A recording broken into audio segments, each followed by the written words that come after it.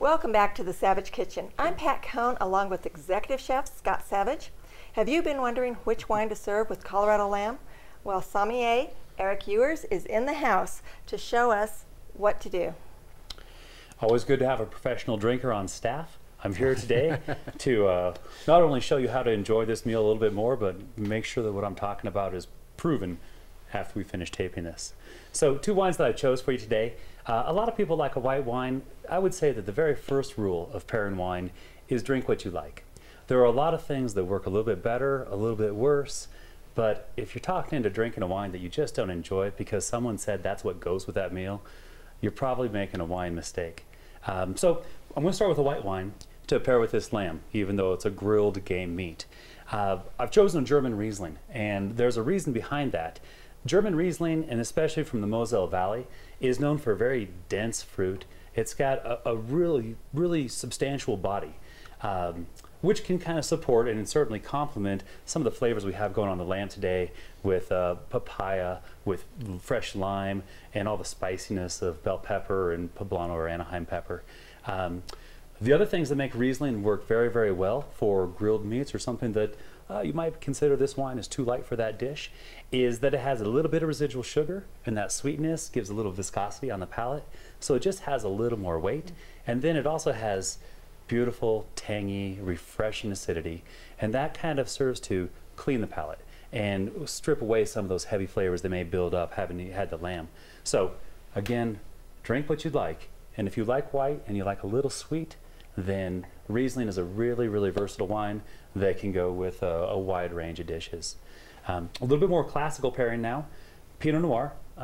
Pinot Noir and lamb both share some earthy qualities, some spicy qualities, some smoky qualities, without being too big. And go ahead and taste it, chef, see what you think.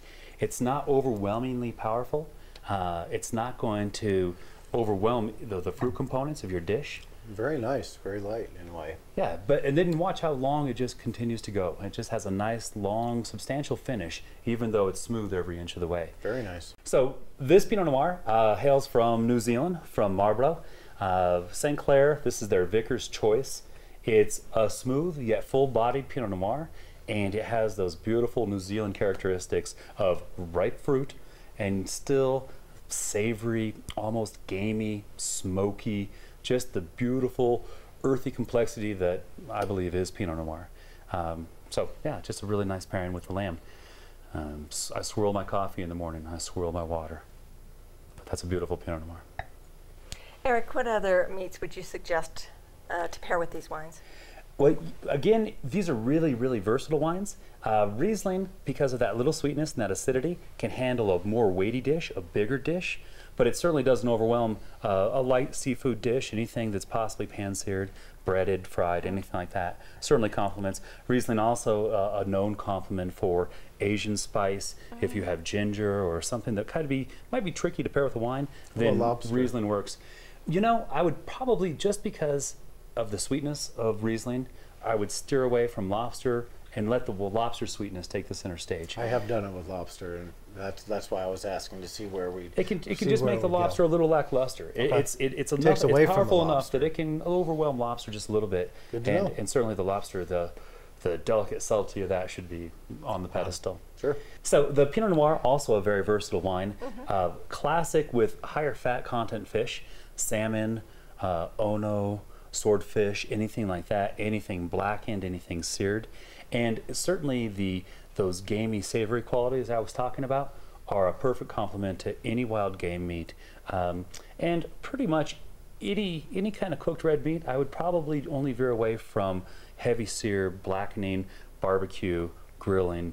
If I was serving Pinot, I might go to a little bit bigger wine if I was doing that.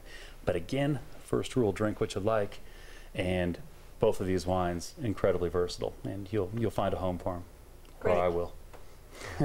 I think that's a great point, though. Drink what you like, eat what you like, and make them work together for you. You're the one that's eating this or drinking it, so key point. I agree with that 100%. Absolutely. Thank you, Chef. Thank you, Eric. Pleasure. If you would like to learn more about these wines, please go to KOAA.com, click on the Savage Kitchen. We look forward to seeing you next week. Thanks.